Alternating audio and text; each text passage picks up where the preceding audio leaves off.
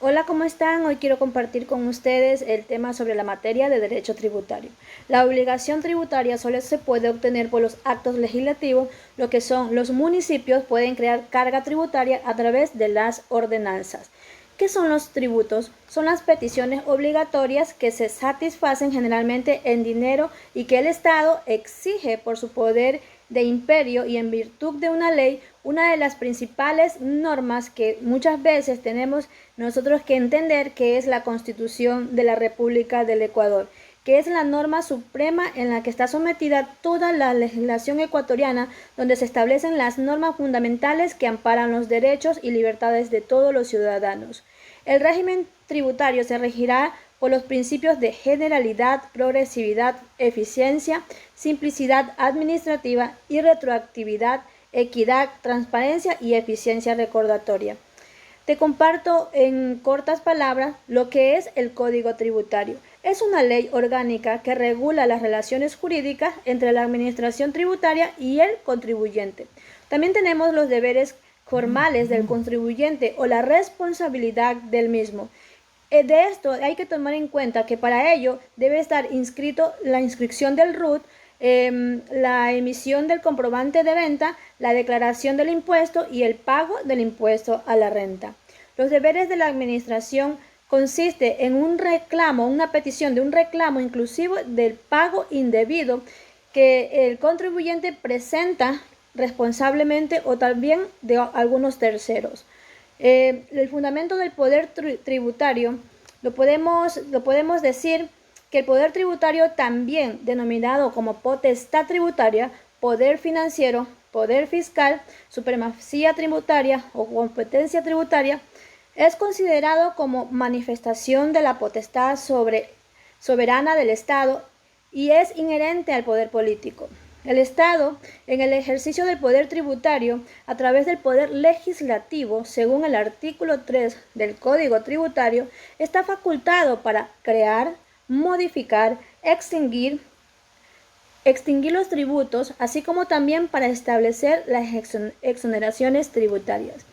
El poder tributario radica en la concepción de que el Estado es el encargado de ejecutar dicho poder, es decir, que el Estado a través de sus diferentes dependencias ejerce el poder tributario para con los ciudadanos.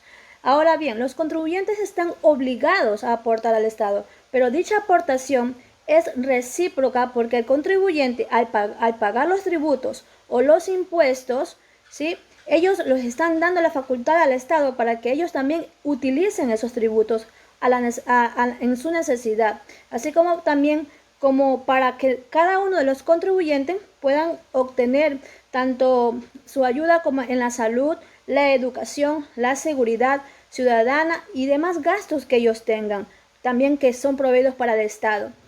Otra de las cosas que quiero que también tengamos en cuenta en todo lo de la materia de derecho tributario es la exoneración tributaria, que según el artículo 31 del Código Tributario, que son personas que son tienen vulnerabilidad, que son vulnerables, como los de discapacidad, los discapacitados, los adultos mayores, son aquellos que están en exoneración tributaria. Hay una confusión tributaria que es cuando una empresa observa a la otra y la empresa observada se extingue y pasan a formar parte de la función de la empresa. También podemos decir que el cobro de tributos prescribe. Prescribe en los 5 años y la declaración del impuesto en los 7 años. Según el artículo 122 del Código Tributario, nos habla sobre el pago indebido. El pago indebido es el que se realice por un tributo establecido legalmente o que haya una excepción por mandato legal. Una excepción por mandato legal efectuando sin que haya nacido la respectiva obligación tributaria. Al igual que se considera que el pago indebido es aquel que se hubiera satisfecho o exigible legalmente, que se ha sido exigible legalmente. El pago en exceso, según el artículo 123 del Código Tributario, es todo aquello que se paga por demasía, es decir, pago un impuesto predial de $89 en el 2020 y en el 2021 pago el impuesto de $121.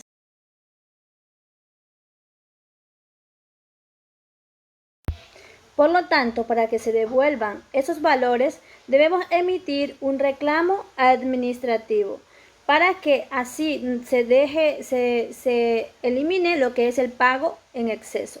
La determinación tributaria, según el Código Tributario, conforme lo establece, es el acto o conjunto de actos reglados tendientes a establecer en cada caso particular la existencia del hecho generador, el sujeto obligado, la base imponible y la cuantía del tributo. Esta facultad comprende la verificación, complementación o enmienda de las declaraciones de los contribuyentes responsables. La composición del tributo correspondiente se debe advertir la existencia del hecho imponible y la adoptación de las medidas legales que se estime conveniente para que haya la definitiva determinación de lo que son las tributaciones generales. Dentro de la determinación encontramos dos aspectos importantes, dos formas, que es la determinación por el sujeto pasivo y la determinación por el sujeto activo. Cuando hablamos de determinación por sujeto pasivo, es la determinación que efectúa mediante la correspondiente declaración, la misma que se presentará de conformidad con las exigencias del Servicio de Rentas Internas. La declaración efectuará con esta exigencia, en definitiva, aquella que se vincula al sujeto pasivo, pudiéndose corregir los errores de hecho o de cálculo en que se hubieran incurrido. Lo que nos habla la determinación por el sujeto activo es aquel que se establece la obligación tributaria en todos los casos que se ejerza su potestad determinadora, conforme a la normativa legal aplicable, ya que sea de manera directa o presuntivamente. La obligación tributaria determinada conforme a esta regla causará un recargo del 20% sobre el principal. Conversemos acerca del IVA pagado. El IVA pagado es el impuesto que se genera cada vez que compramos y el IVA cobrado es cuando hacemos una venta de un producto. Sobre los títulos de crédito. Los títulos de crédito son títulos que se emiten en los cuales tienen la relación de pago, los cuales deben constar, según el artículo 150 del Código Tributario, primero, la designación de la Administración Tributaria y departamento que lo emita. Segundo, los nombres y apellidos o razón social y número de registro, en su caso que identifiquen al deudor tributario y su dirección correspondiente. Tercero, el lugar y la fecha de la emisión y número que le corresponde. Cuarto, concepto en el que se emita con expresión a sus antecedentes. Quinto, el valor de la obligación que se presente. Sexto, la fecha desde el cual se cobraron los intereses. Y séptimo, la firma.